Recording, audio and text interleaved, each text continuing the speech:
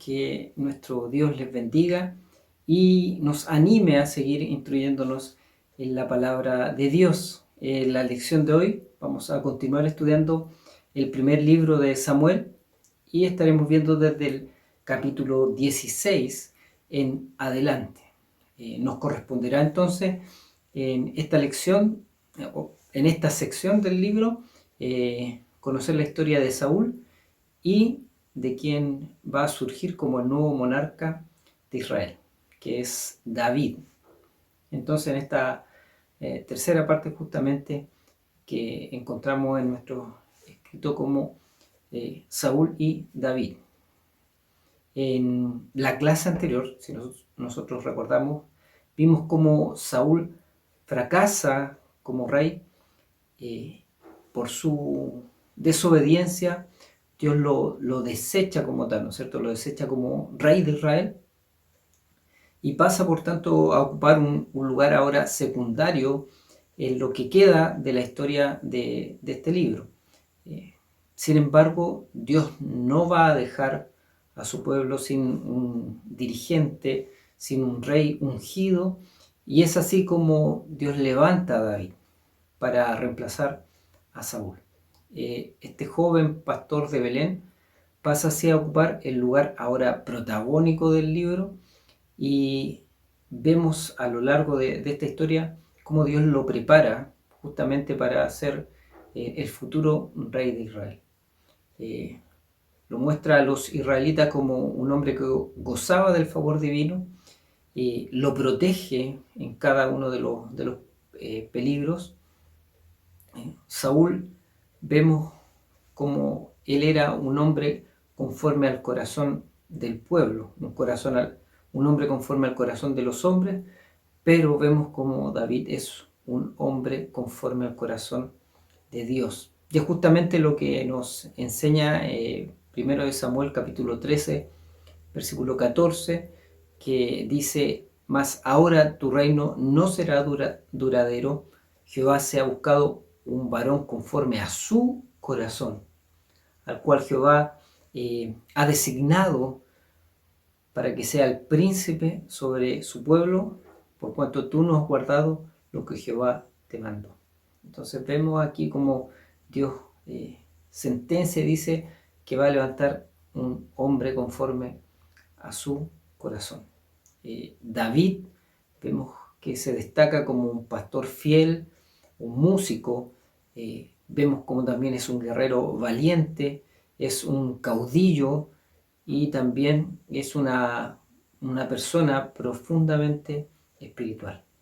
Debido a su vida como pastor, tuvo la oportunidad de estar meditando las cosas de Dios continuamente, fue sensible a la belleza de la naturaleza que lo rodeaba, y lo que, sumado a su espíritu poético, le permitió componer los hermosos salmos que nosotros conocemos.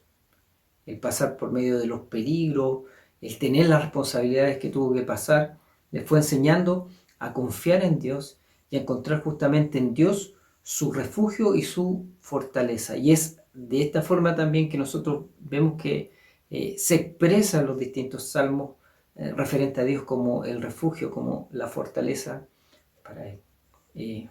Llegó a ser el rey ideal del Antiguo Testamento y su personalidad tan especial, que decíamos conforme al corazón de Dios, permitió el ajuste perfecto entre el aspecto religioso y el aspecto secular que debía tener el monarca hebreo. Atendía David fielmente a los deberes de Dios y de esa forma se presenta como la figura profética del rey venidero, del Mesías. Es así como el comentarista Ross observa que su confianza suprema en Dios es la nota dominante de su vida y el rasgo justamente que lo diferencia de Saúl. En el capítulo 16 hasta el 18, versículo 5 de este libro, vemos cómo David entra al servicio de Saúl. Y vamos a comenzar viendo cómo David es ungido por Samuel. Y ahí nos vamos a lo que nos enseña primero de Samuel en el capítulo 16, del versículo 1 al 13. El capítulo 16 inicia con la reprensión que Dios hace a Samuel porque lamentó demasiado el fracaso de Saúl y actuó como si el plan de Dios hubiese fallado. Ahora, nosotros con el conocimiento total de la historia, ya sabemos el desarrollo total de esta historia, podemos ver cómo David siempre estuvo en los planes de nuestro Dios. Esto nos enseña a confiar que Dios es soberano y que siempre está en total control de lo que sucede. Aún en los momentos en los que se ve total desesperanza o total oscuridad, como en los tiempos que estamos viviendo nosotros en estos días, debemos saber que Dios está siempre en un control total de lo que está sucediendo. Ahora, desde el punto de vista de Samuel, también podemos sacar una buena enseñanza para los momentos que hay desesperanza o depresión, que es justamente el mantener haciéndonos cosas, trabajando y en especial trabajar para la obra del Señor. Siempre esto va a traer fortaleza para nosotros. Es por esto que vemos que en medio de su angustia, Dios envía al profeta Samuel a la casa de Isaí con el fin de que él unja a uno de sus hijos como el futuro rey de Israel. Por temor a Saúl, Samuel oculta el motivo de su viaje a Belén y le dice que irá a un sacrificio de acción de gracias. Una vez que él llega a la casa de Isaí, hace llamar a todos los hijos de Isaí, va pasando uno por uno. Eso es lo que nosotros vemos en el relato bíblico, con el fin de ungir como al nuevo rey de Israel.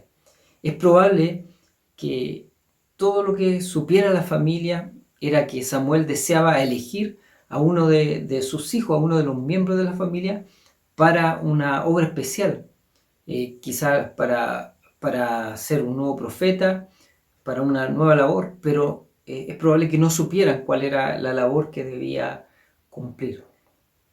Cuando se empezaron a presentar los hijos de Isaí ante Samuel, el profeta vuelve a cometer el mismo error, se deja llevar por la apariencia exterior, lo mismo que había pasado con Saúl, sigue viendo lo exterior, sigue viendo lo de afuera, le sigue llamando la atención lo de afuera, pero Dios decía que no era su ungido. Sin embargo, ¿no es cierto? Jehová no mira lo que mira el hombre, aquí lo podemos ver, él mira el corazón. El escogido por Dios fue el menor de los hijos de Isaí, que no había sido considerado en una primera instancia. Dice Artan, sus ojos eran más extraordinarios que su cabello rojizo y su cutis blanco. Eran las verdaderas ventanas del alma. La voz interior del profeta aquí le murmura, le dice, levántate cuando vea a David, levántate y úngelo, porque este es. Entonces no tenía que ver con su apariencia externa, sino que con lo que Dios veía en su corazón. Vemos como la palabra dice que el Espíritu de Jehová vino sobre David en ese momento, proporcionándole una bendición y una dirección. Dios a través de su Espíritu capacita a David para ser el hombre de Dios que más tarde iba a llegar a ser. A continuación, en el libro vemos cómo David es llevado justamente a la corte real. Esto sucede desde el versículo 14 hasta el final, ¿no es cierto?, del capítulo 16. El versículo 14 parte con la sentencia puesta. Acá dice que el Espíritu de Jehová se apartó de Saúl. Veíamos cómo terminaba diciendo que el Espíritu de Dios estaba sobre David. Ahora vemos cómo se aparta de Saúl. Saúl ya no contaba con la ayuda de Dios, con la dirección de Dios para gobernar a los israelitas. Vemos también que como parte del castigo que Dios da a Saúl es permitir que venga un espíritu malo, un demonio, y que atormente a Saúl. Aquí vemos nuevamente Dios como soberano tiene autoridad sobre las fuerzas de maldad y éstas deben obedecer a lo que Dios designa. Y de esta forma también Dios lleva a cabo sus propósitos. Otra cosa también que nosotros debemos considerar es que este espíritu va a causar un tormento externo a Saúl, porque en lo que nosotros leemos no vemos evidencia de que Saúl sufriera una posesión demoníaca. Entonces es un ataque externo el que venía sobre Saúl. Por otro lado, es probable también que las propias reflexiones que Saúl hizo sobre que Samuel lo había abandonado, que el trono lo iba a perder, lo volviesen también más irritable, vengativo y melancólico. Y por eso también su actuar que tiene posteriormente sobre David. Es así como va a llegar David a la corte del rey. Lo llevan justamente para apaciguar a Saúl.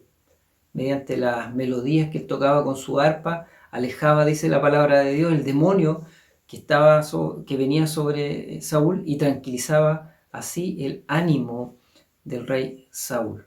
Lo llevan, siguiendo justamente el consejo de uno de los criados de Saúl, el que hizo notar aspectos relevantes, especiales que tenía este joven pastor. Dice que sabía tocar su arpa, que era valiente y vigoroso, que era un hombre de guerra, también lo dice, era prudente en sus palabras y era hermoso. Y sobre todas las cosas, lo más importante, que Jehová estaba con él. Y eso nosotros lo vemos en el versículo 18 del capítulo 16. También David es nombrado como paje de armas, lo que tal vez haya sido solamente un título militar más que un puesto específico en la milicia. En esos días David aprendió a armar a Saúl, a amar a Saúl con un amor que nunca dejó, aún en los años en que Saúl perseguía a David para darle muerte. David siempre respetó a Saúl como el ungido de Jehová. Algunos estudiosos de la Biblia se preguntan si sirvió David como un músico en la corte antes de su combate con Goliat. Si fue así, ¿por qué dice la palabra de Dios que indagó Saúl sobre la familia de David cuando éste mata al gigante? Entonces, cuando nosotros estamos viendo lo que dice el capítulo 17, en los versículos del 55 al 58, indica esto, que David, si nosotros vamos, la respuesta a esto nosotros lo podríamos encontrar en el versículo 15, que dice que David abandona el palacio una vez que Saúl va a la guerra y se va a su trabajo, su labor de pastor.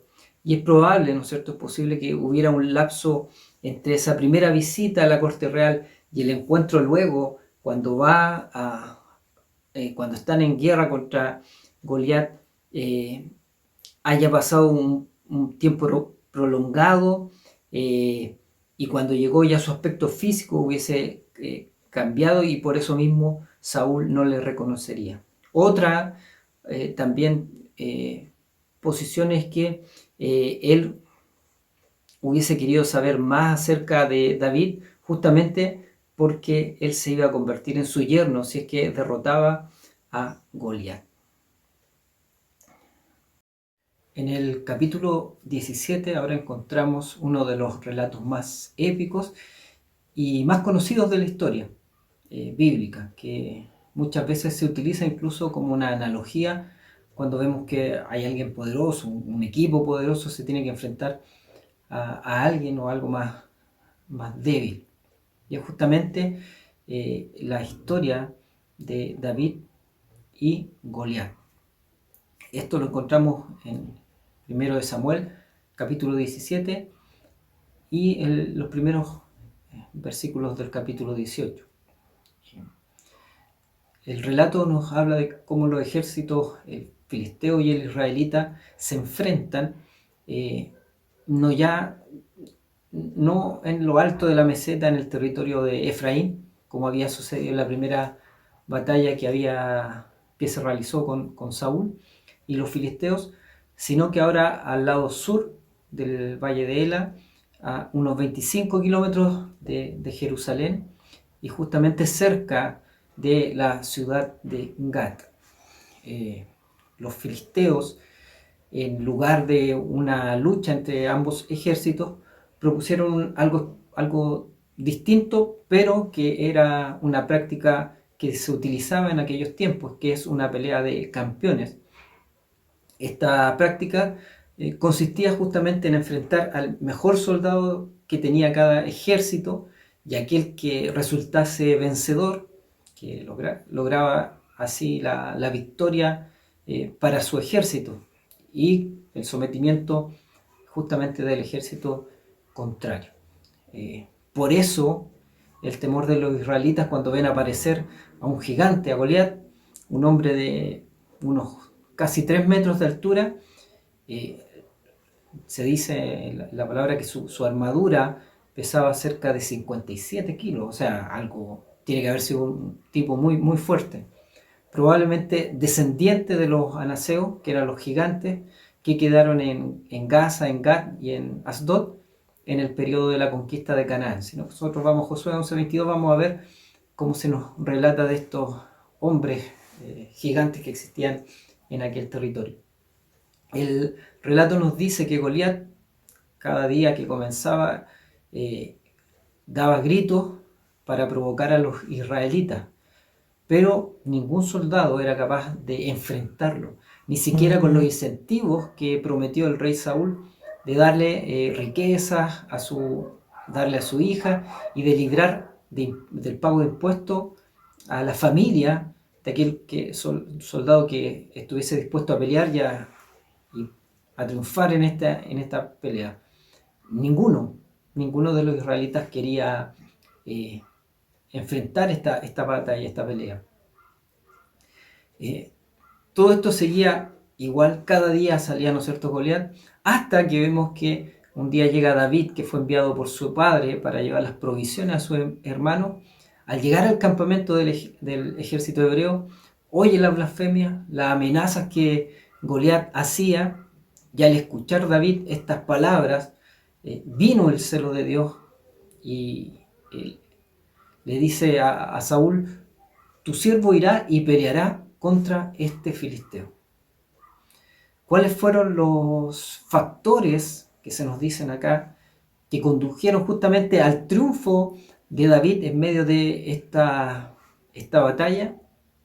Lo primero que nosotros debemos considerar es que el Espíritu de Dios ya había descendido sobre David.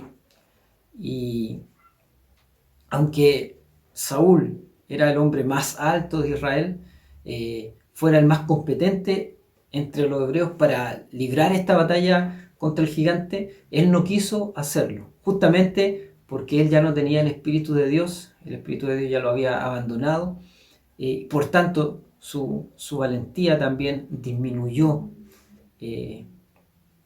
Esto nos demuestra que el tener a Dios en nuestras vidas siempre va a marcar una diferencia, una gran diferencia. Dios es nuestro amparo y fortaleza. Él es nuestro auxilio en medio de la tribulación. Lo segundo que debemos considerar como clave para el triunfo de David es que David no vio en el desafío de Goliat solamente un reto del ejército de Israel, sino que también era un reto a los ejércitos de Dios y a Dios mismo. Por eso se encendió el celo en David al escuchar, ¿no es cierto?, las palabras que profería siempre Goliat.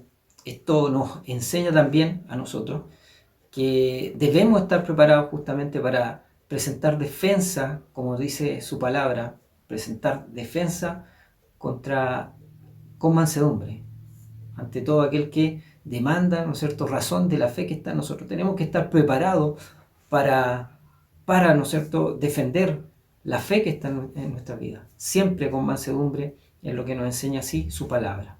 Lo tercero es que él escogió armas que ya había probado. Recordemos que David desechó las armas que el rey le había entregado y usó las armas que él conocía, las que utilizaba habitualmente. Nosotros debemos enfrentar las dificultades y a nuestros adversarios espirituales justamente con las armas que nuestro Dios nos ha dado. Dice su palabra en 2 Corintios capítulo 10 que nosotros tenemos armas no carnales, sino que son armas espirituales, justamente para destruir fortalezas y argumentos que se levantan en contra de nuestro Dios. David conocía su onda y combatió con ella. Esto también nos enseña a nosotros que debemos conocer la palabra de nuestro Dios, también como David conocía su armamento. Debemos conocer la palabra para poder justamente, como decíamos, enfrentar aquellos pensamientos que se puedan levantar en contra de la doctrina de nuestro Dios. Lo cuarto es que no confió en su onda ni en su propia destreza, sino que él confió en Dios. No debemos confiar en nuestra capacidad, sino que en la gracia de Dios, la gracia que Dios nos da, es la que nos ayuda día a día. Segunda de Corintios capítulo 12, en el versículo 9, dice, y me ha dicho, bástate mi gracia porque mi poder se perfecciona en la debilidad.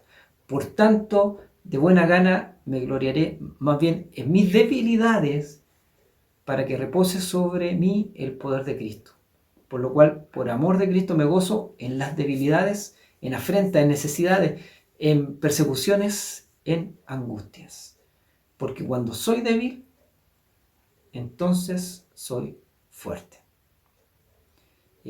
No confiemos, por tanto, en nuestras fuerzas, sino que nosotros debemos confiar en la gracia de Dios. Con su gracia Dios nos fortalece. En medio de nuestra debilidad, reconociendo nuestra debilidad y confiando en la gracia de Dios, confiando en Él, somos fortalecidos. Vemos luego cómo tras las palabras insultantes de Goliat hacia David, quizás qué fue lo que pensó Goliat al ver a este pequeño pastor acercándose, no con armas, no con una armadura, no con una espada, sino que ahí con su vara, con sus piedras, su onda. Seguro que él pensó que la batalla ya estaba ganada. David, en cambio, señala, tú vienes a mí con espada y lanza y jabalina, mas yo vengo a ti en el nombre de Jehová de los ejércitos, de Jehová en la batalla. Su fe se había fortalecido al sentir la ayuda de Jehová en los encuentros, cuando él tenía encuentros con leones, con osos. Él sabía que Dios estaba con él, confiaba, por tanto, no en su armadura, no confiaba, ¿no es cierto?, en su onda, en sus piedras, sino que siempre su confianza estuvo en nuestro Dios. Así también debemos ser nosotros. Nuestra confianza está en el Señor. El comentarista McLaren observa que la historia de David y Goliat es para siempre el modelo de la victoria de la fe sin armas sobre lo más potente del mundo. Es la historia en miniatura de lo que sucede justamente con la iglesia y es el símbolo de todas las batallas libradas por nuestro Dios. El resultado inmediato de la brillante victoria de David sobre Goliat fue la derrota de los filisteos. Pero lo más importante que vemos acá es el hecho que de forma repentina David se convierte en el gran héroe para los israelitas. Pasa de ser un sirviente en la corte del rey a ser ahora jefe de la guardia personal del rey. O sea, un salto tremendo que da David. Y de esta forma también Dios nos demuestra cómo Él estaba preparando a David para ser el futuro rey de Israel. También todo esto va permitiendo que se comience a forjar una gran amistad entre David y Jonatán, que es justamente una de las amistades más nobles que nosotros podemos encontrar en la Sagrada Escritura. Esta historia nos enseña que así como David tuvo que salir a, a defender, ¿no es cierto?, al rey y a un ejército débil, así también Cristo tuvo que salir a pelear por nosotros la gran batalla para traer victoria y salvación a nuestra vida. Después de este gran triunfo de David, viene ahora el conflicto, se presenta el conflicto entre Saúl y David.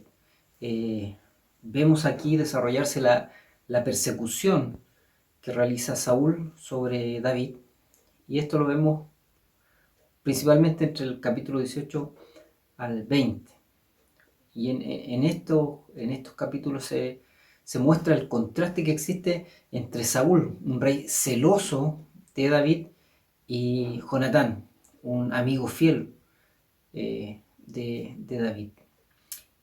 Tras la victoria que tiene David sobre los filisteos, sobre Goliat, se convierte en un líder militar, y además vemos aquí, podemos leer en los primeros versículos, que comienza una de las amistades más fieles que nos relata la Biblia, y es justamente entre David y Jonatán, el hijo de Saúl. El relato bíblico señala que donde Saúl enviaba a David, este se portaba prudentemente, y por esto mismo lo pone luego frente a su gente de guerra. David alcanza victoria tras victoria, y aunque el pueblo no sabía, no conocía de la unción que había hecho Samuel sobre David como el futuro rey, de a poco se fue reaccionando y reconociendo que estaba el Espíritu de Jehová sobre David. Llegó el día hasta que en el cual los israelitas le conceden mayores honores que a Saúl, y vemos como las mujeres iban y cantaban: Saúl hirió a sus miles y David a sus 10.000. Aquí vemos cómo se enciende la ira de Saúl, y expresa ahí que solo faltaba que le dieran ahora el reino. Y así comienza este constante celo, entendiendo Saúl también que ya había sido rechazado por Dios como rey de Israel. Ve justamente en David como una amenaza, y por esto mismo intenta numerosas veces de quitarle la vida. Ahí con su lanza vemos que en varias ocasiones trata de dar muerte a David, pero sin embargo vemos como la mano de Dios siempre guardó a David. Ya cansado con estos intentos directos de matar a David y cómo estos continuamente fracasaban, Saúl comienza ya a planear otras formas de terminar con la vida de David.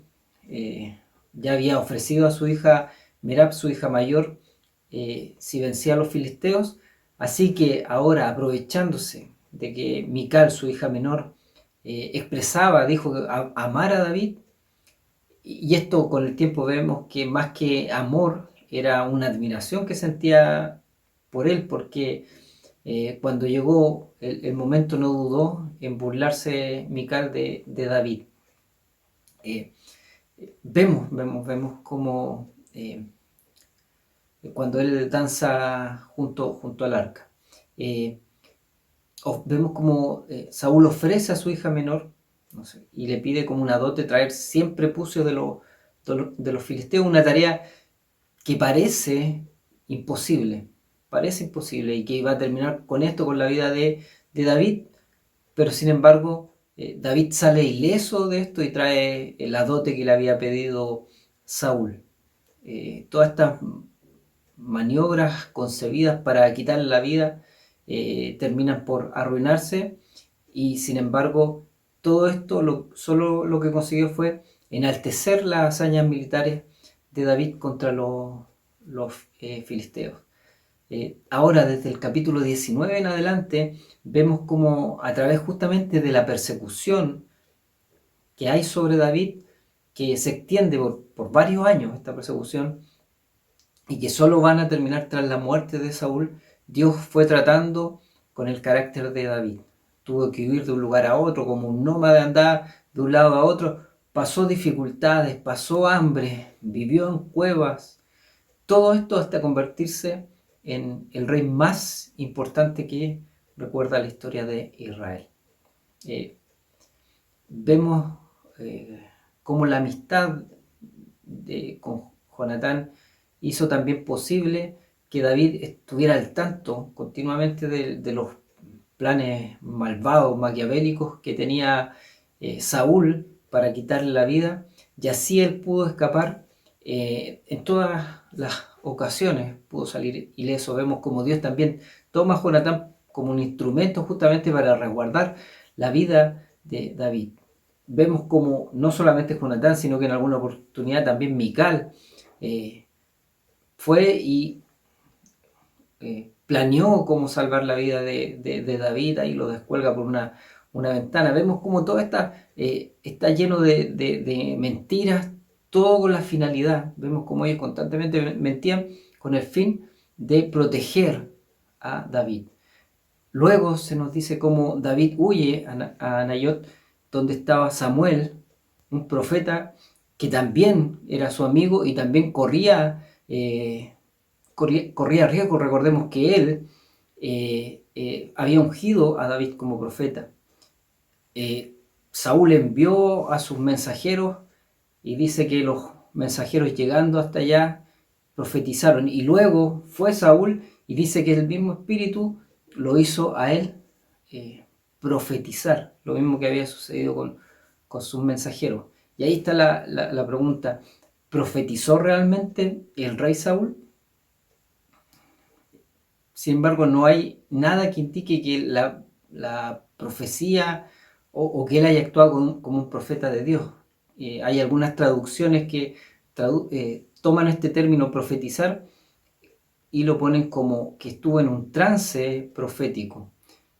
Saúl estuvo como en un estado de éxtasis, que lo habría hecho comportarse como se comportó, y también quizás hablar de forma como en un éxtasis vivido. Edward Young comenta que el espíritu vino sobre el rey David, un rey rebelde, para darle la oportunidad de arrepentirse, y la poderosa influencia del espíritu lo dejó sin excusa. Esta experiencia debía haberle recordado la ocasión anterior, cuando el espíritu había entrado en él por primera vez, y cuando había y traer a su memoria, o quizás hacer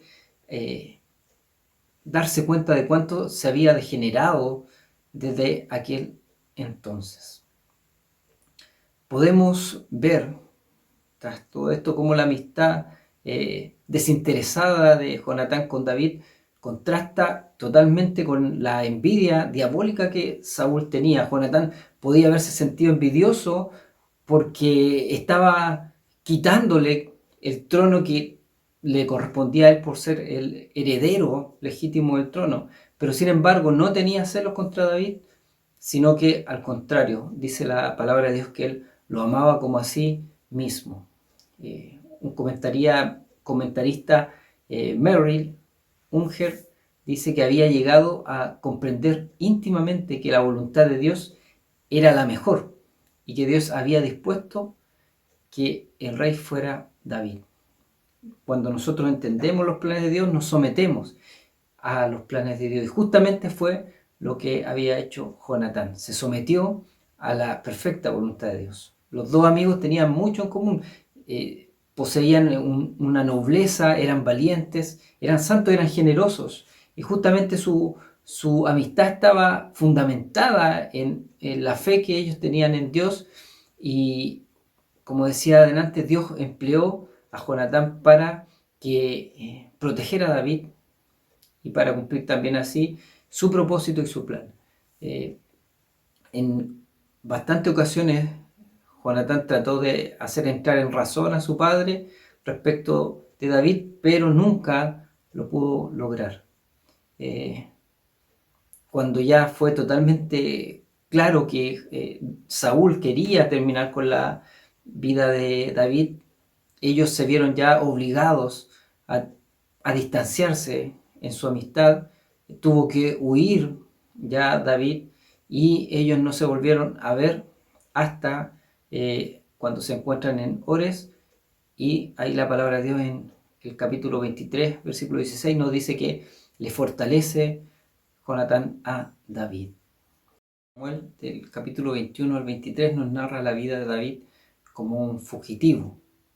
David ahora entra en un largo periodo como un exiliado, como un fugitivo, y no es un periodo menor. Fue cerca de 5 a 8 años que él estuvo viviendo así. Fue perseguido constantemente por Saúl y parecía que en cualquier momento lo iba a atrapar, lo iba a alcanzar y le iba a dar muerte. Y justamente esta fue una escuela, podríamos decir, de sus padecimientos. En esta época, David, tras su experiencia, compone muchos de los salmos que nosotros conocemos y están en la escritura. El Salmo 34 y el 56 justamente nos hablan del escape que tiene David de las manos de los filisteos en Gat, lo que se encuentra ahí en Samuel, primero de Samuel capítulo 21. Al parecer también compone el Salmo 52 cuando tiene las noticias acerca de la mentira, la crueldad, la traición de Doeg el Edomita, y los salmos también el 7, el 54, el 57 y el 142 también pertenecerían a este periodo de la historia de David. La vida como desterrado lo obligó a depender totalmente de Dios. Estas experiencias templaron su alma, haciéndolo más fuerte y más flexible, y le dio también la oportunidad de desarrollar algunas cualidades que le sirvieron en el futuro como un líder: su dominio propio, su comprensión, su paciencia.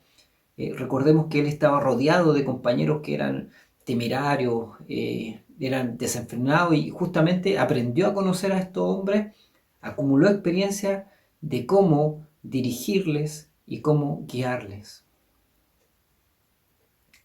David luego huye hasta Nob, sitio del tabernáculo que no estaba lejos de Jerusalén, y ahí el sumo sacerdote Ahimelech se sorprende, ¿no es cierto? Él lo ve llegar solo y con un grupo de sus acompañantes.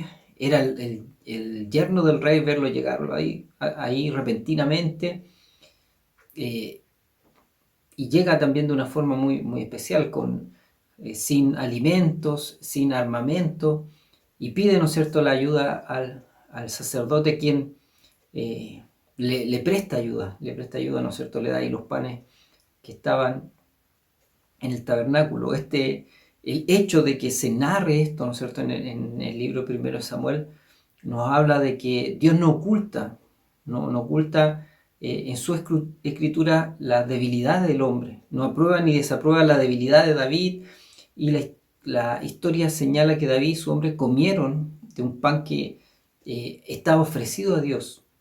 Al dar ese pan a David y a su hombre, el sacerdote estaba quebrantando la letra de la ley, pero no el espíritu de la ley. Y esto lo vemos más adelante cuando en los evangelios Jesús justamente se refiere a este incidente, cuando los fariseos empiezan a hablar en contra de sus discípulos que estaban ahí un día de reposo recogiendo semillas. Y Jesús ocupa este incidente para demostrar que una necesidad humana tiene prioridad sobre una ley de ritual.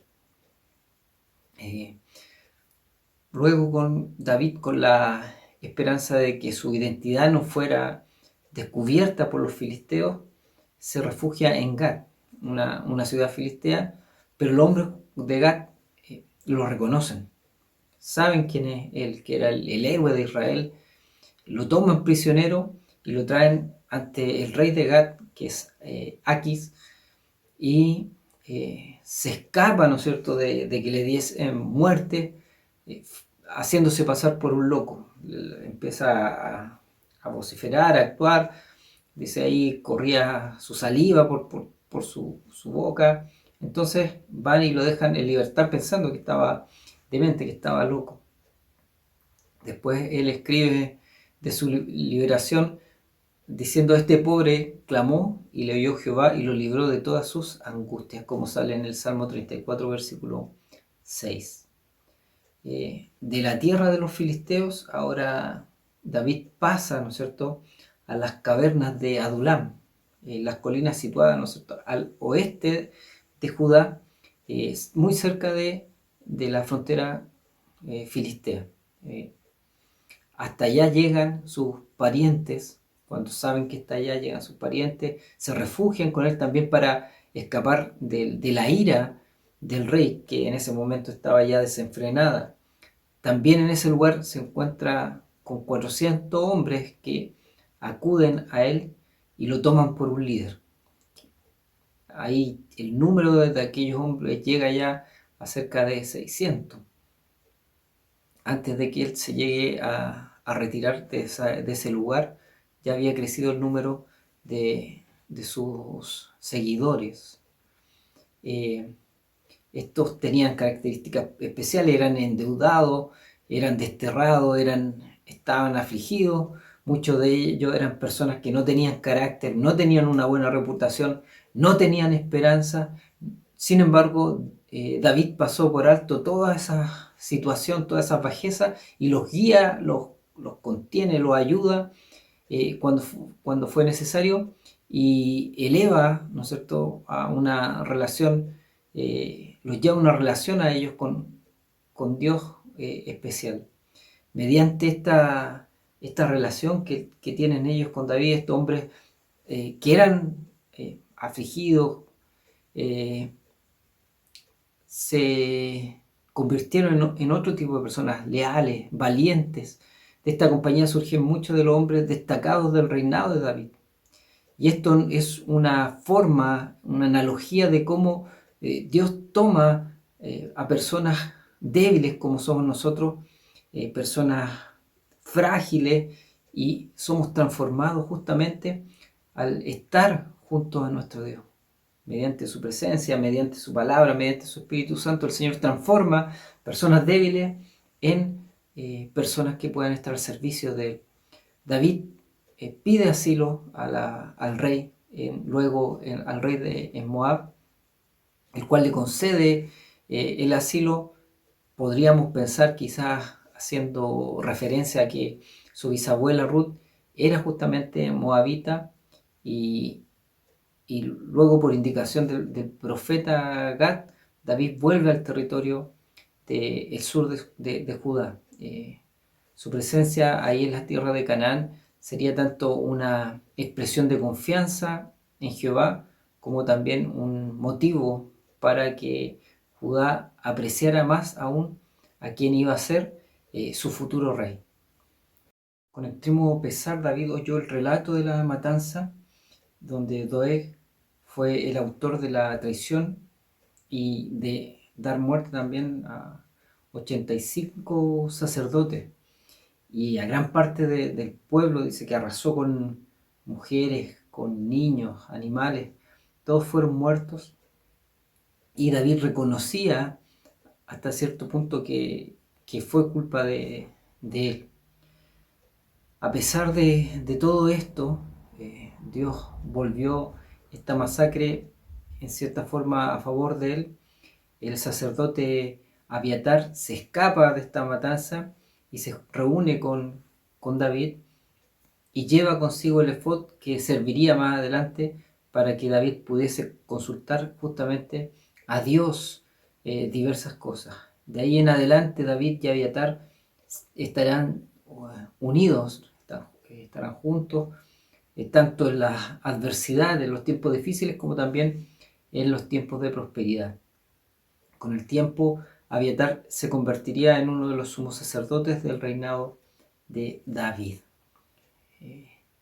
Luego, guiados por nuestro Dios, ellos libran a Keilah de las eras de Keilah de manos de los filisteos, y David así toma posesión de Keilah y se queda ahí, se radica en ese lugar.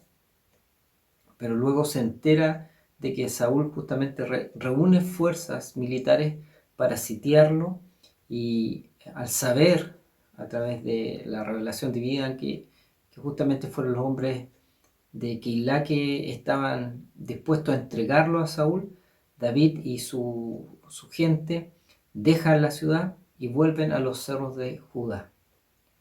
Luego, en esta seguidilla de huida, ellos llegan hasta Sif, un terreno que se describe como de quebradas, de profundos torrentes, de acantilados y de cavernas. Así era el lugar donde habían llegado. Esa zona comprendía desde la región de Hebrón hasta el Mar Muerto. David no tenía un lugar fijo, no tenía una morada fija, sino que iba como un nómade de un lugar a otro, evitando continuamente los ataques que Saúl realizaba para poder capturarlo y darle muerte. Los hombres de Sif ayudan al rey Saúl, le revelan dónde está continuamente David, y David habría sido capturado en más de una ocasión si no fuera, ¿no es cierto?, por la providencia de Dios. Y esto lo vemos en la última oportunidad donde es acorralado, pero sin embargo Saúl se entera de que había los filisteos eh, llegado hasta su país y tuvo que ahí emprender una retirada. Justamente acá vemos también la providencia de Dios. Es ahí donde en el capítulo 23 vemos cuando la última vez se reúne David con su amigo Jonatán. Y ahí Jonatán le infunde fuerzas, le da palabras de ánimo para que David pueda seguir adelante. Los capítulos 24 al 26 nos habla de cómo David perdona la vida de Saúl. Aquí notamos la nobleza de David, que contrasta totalmente con el odio implacable que tiene Saúl, y le perdona la vida al rey en 2 ocasiones. Dice nuestro hermano Pablo Hoff que así David practicó el sermón del monte 1000 años antes que viniera Cristo, ¿no es cierto?, y diera este sermón. Habría sido fácil para David interpretar las circunstancias que se estaban dando como una forma en que Dios estaba entregando a su enemigo, a Saúl, para que le quitara su vida, ¿no es cierto?, lo matara y terminara con todos los problemas que estaba trayendo esta persecución ya hace varios años. Pero en una de las oportunidades nos dice el relato bíblico que Saúl le entra en una cueva para cubrir sus pies. Esto es un eufemismo para decir de una forma más delicada que Saúl entró hasta esa cueva para hacer sus necesidades biológicas. Estaba ahí David juntos a sus hombres, y estos le instan a quitar la vida al rey. Entendemos así que las peores tentaciones con las que nos ataca Satanás son aquellas que se presentan de forma sutil, de forma ingenua y por los conductos menos esperados. Las personas más allegadas a David lo animan a destruir ahí, a matar, dar muerte a su perseguidor, y le dan incluso hasta motivos, podríamos decir, religiosos, ¿no es cierto?, porque Pain le dice, Dios te lo está entregando, es Dios el que te está poniendo en bandeja esta situación para que tú termines con ella. Pero sin embargo, sabemos que David sentía lealtad hacia Saúl y también sentía un respeto hacia Dios. Para él, Saúl seguía siendo el ungido de Jehová. Dios había levantado a Saúl como rey, y también él entendía que Dios tenía que dar término al reinado de Saúl.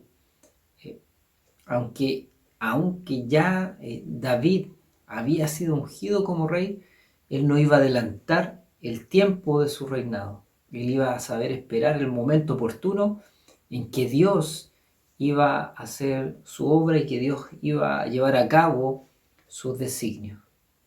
F.B. Meyer observa de esta situación de una forma muy acertada que el hombre que pueda esperar a Dios será un hombre de poder, y los demás lo conocerán y se doblegarán bajo su cetro.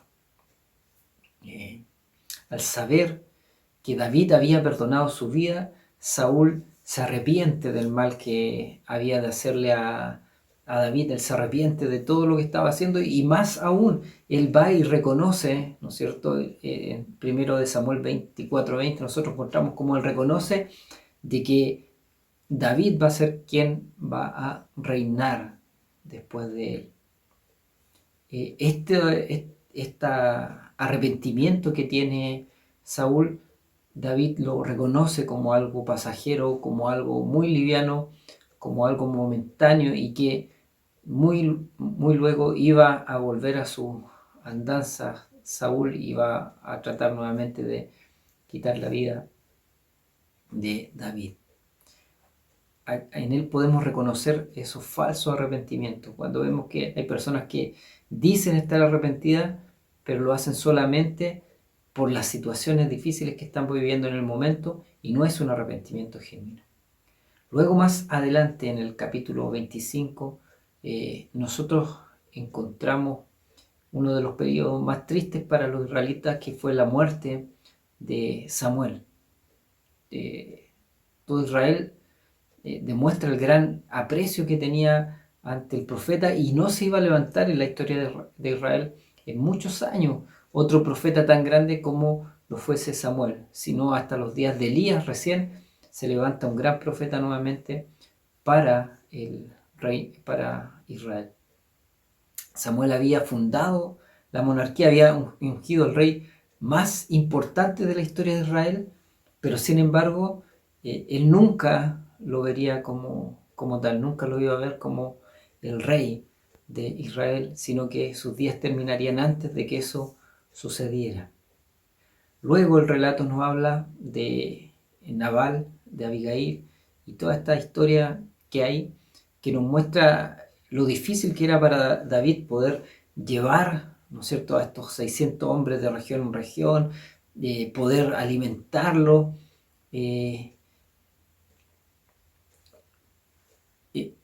porque muchos tienen que haber visto a este grupo con recelo, y también tienen que haber sido difícil para ellos prestar ayuda a esta gran cantidad de hombres. Esta historia también nos muestra que hay personas como Abigail que se dieron cuenta más temprano que tarde que justamente David iba en algún momento a ser el nuevo monarca de Israel. Nabal, que significa insensato, era un hombre mezquino, era un hombre alcohólico, y no sentía ninguna gratitud por el hecho de que David y su hombre hayan protegido su ganado de las incursiones de las tribus en el desierto. No solamente él se niega a ayudarlo, a darle el alimento a los mensajeros de David, que era una costumbre que se daba en ese entonces, sino que también califica a David y a su grupo de hombres como que habían huido ellos de su amo, y que ahora tenían el descaro de esperar de que Nabal los ayudara. Este rechazo, que fue un insulto que Nabal hace en contra de David, produce una reacción violenta en David. La intención era de quitarle la vida y quitar la vida a todos los hombres de Nabal. Sin embargo, su esposa, una mujer sabia como Abigail, salva la vida de su marido, ¿no es cierto? Salva a su casa de la muerte. Ella va donde David y le insinúa a David que él no era la clase de hombre que tomaría este tipo de venganzas, que haría este derramamiento de sangre innecesario, y que al final, si él llegaba a hacer esto, iba a ser un peso para su vida, iba a ser un peso para su conciencia.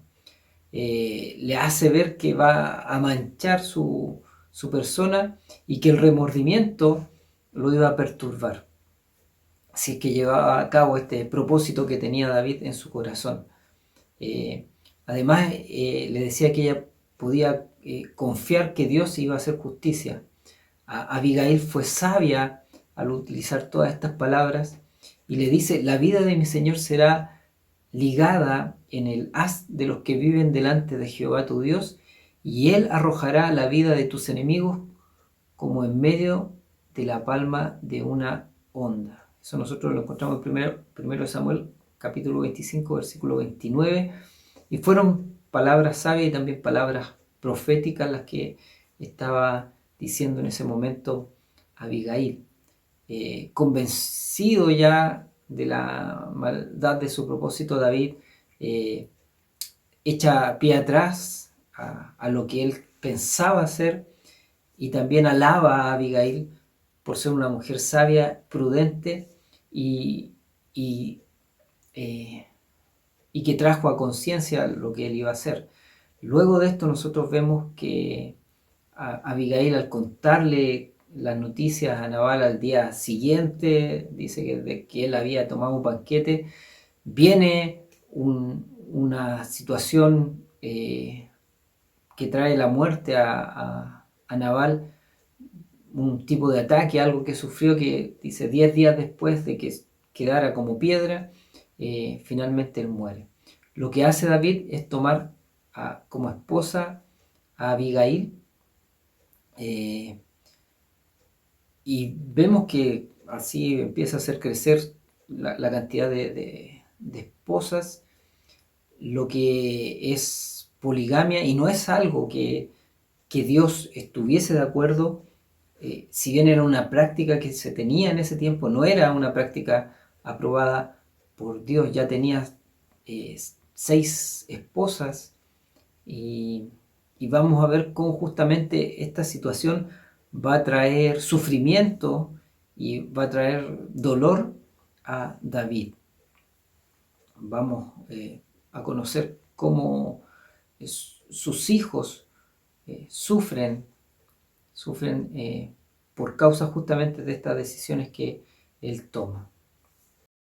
En esta última sección de Saúl y David, vemos como en el capítulo 27 David huye donde los filisteos para escapar de Saúl. Y así vemos como David se encuentra junto o entre los filisteos.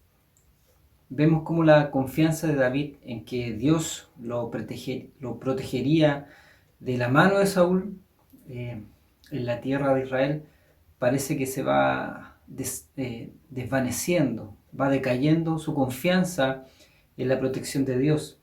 Y es en esta desesperanza que busca refugio en Gad, la ciudad de los enemigos del pueblo de Dios.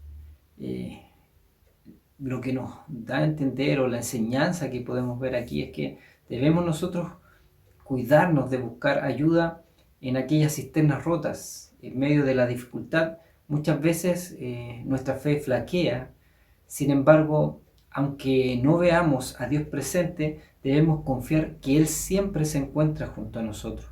David buscó refugio donde sus enemigos, y eso nos da una lección a nosotros, que no debe suceder eso. Cuando estamos afligidos, nuestra búsqueda siempre tiene que estar en el Señor, y no en aquellas cisternas rotas, como decía, en aquellos lugares que nos alejen de Dios.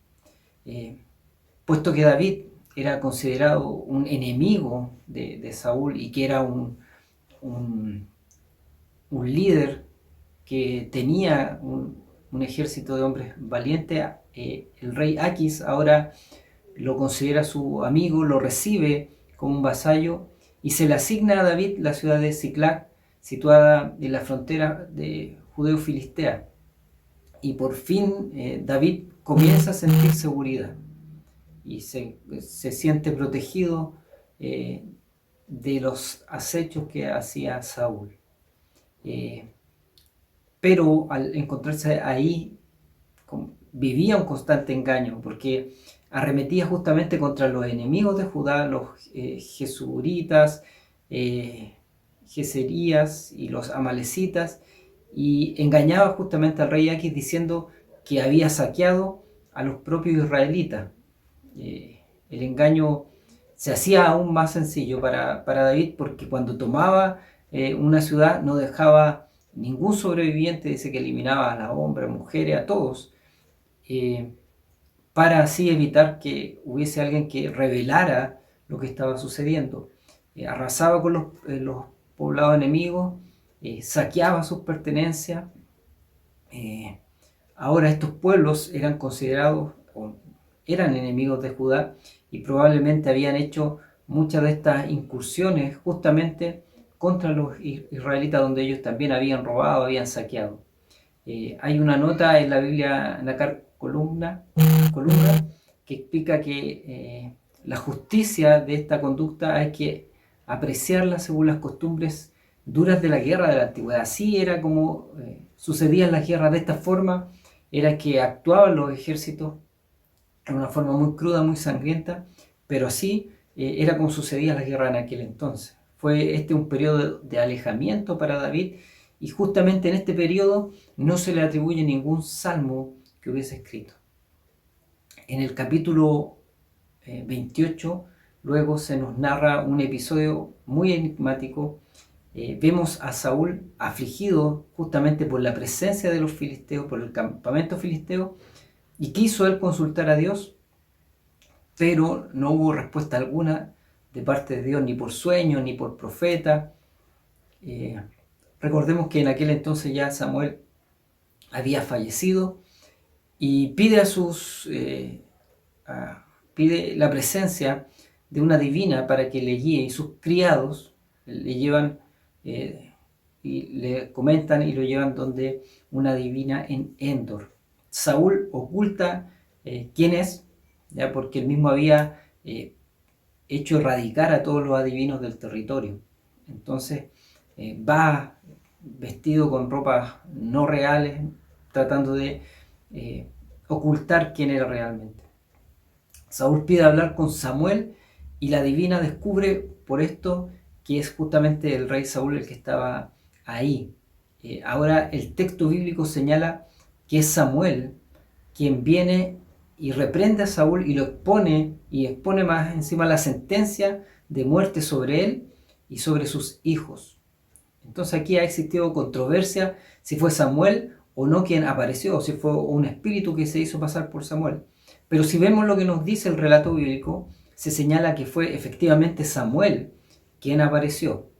Si bien nosotros sabemos que no existe una autorización para que haya una comunicación entre el mundo de los vivos y el mundo de los espíritus, Dios es soberano y es poderoso y es capaz de hacer estas excepciones, como también lo realizó con Moisés el día de la transfiguración de Jesús. Ahí vemos cómo Moisés, quien había muerto, también está ahí presente junto a Jesús, y también los discípulos pueden verle a él y junto a nuestro Señor Jesucristo. Entonces debemos entender que estos milagros que sucedieron como situaciones o eventos únicos, y que cualquier otro intento de contacto con los muertos es una práctica demoníaca. El capítulo 29 nos muestra cómo faltó muy poco para que David se viera obligado a acompañar a los filisteos a la guerra contra Israel. Felizmente para David existía desconfianza de parte de los jefes de los ejércitos de los filisteos, y lo que le releva de este dilema de ir a combatir contra su pueblo.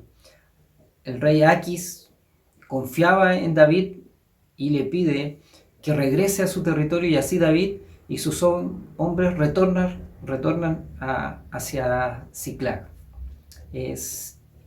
Ahora, si nosotros pensamos, era improbable que David hubiese peleado contra su propia nación, pero fue un error para David el estar con ellos, y quizás justamente esta situación de que él se mezcló con los filisteos, que le costó después al mismo pueblo de Israel aceptar en un principio a David como rey. Cuando David y su ejército vuelven a Ziklag, David encuentra que la población había sido terminada, ¿no es cierto? Solo se encuentra con escombros, solo se encuentra con ceniza. Los amalecitas, como represalia a todas las incursiones que había hecho David, habían aprovechado su ausencia y se habían llevado cautivas a las familias de David y a la de sus hombres. ¿Qué es lo que sucedió? Los hombres de David quisieron matarlo, estuvieron a punto de apedrearlo, estuvieron a punto de lapidarlo. Y por todos los sentimientos de amargura que habían en ellos en ese momento, por toda la aflicción que había traído esta situación. Y esta fue una dura crisis que tuvo que vivir David como un líder. Sin embargo, su reacción fue volver de su alejamiento de Jehová, busca a Dios, se ve cuál era el secreto de su poder y justamente se fortalece en nuestro Dios, se fortalece en Jehová, algo que lo repite tantas veces en los salmos. Él busca su fortaleza en quien es nuestra única fortaleza, nuestro Señor.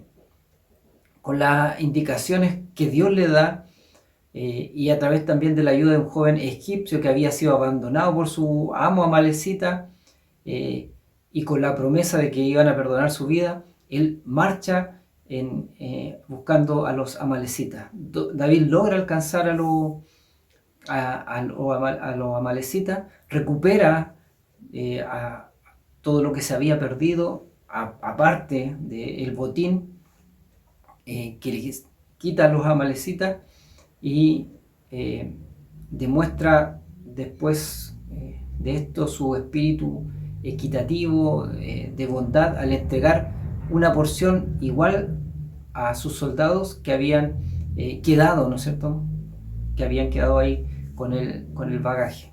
También actúa con inteligencia política, podríamos decirlo, porque él envía un botín, parte del botín, ¿no es cierto?, lo envía a los ancianos de Judá para que ellos también lo repartan entre ellos, y esto también contribuyó para el momento en que él es nombrado rey, para ser también aceptado como tal. Y así, hermanos, terminamos esta lección número 9. Estamos casi terminando el primer libro de Samuel. En la próxima lección estaremos concluyendo ya con el primer libro de Samuel, y también comenzaremos a ver el segundo libro, donde se nos relata la historia de David ya como rey de Israel.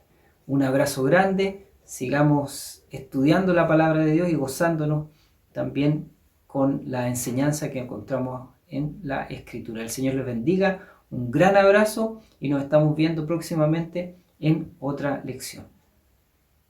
Que nuestro amado Dios les bendiga.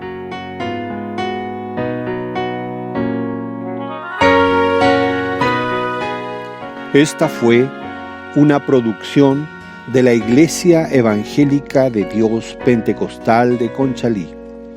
Le invitamos a seguirnos cada jueves en nuestro culto en línea a través de Facebook y cada domingo a través de nuestro canal YouTube. Para más información, visite nuestro sitio evangelica.cl. Que nuestro amado Dios les bendiga.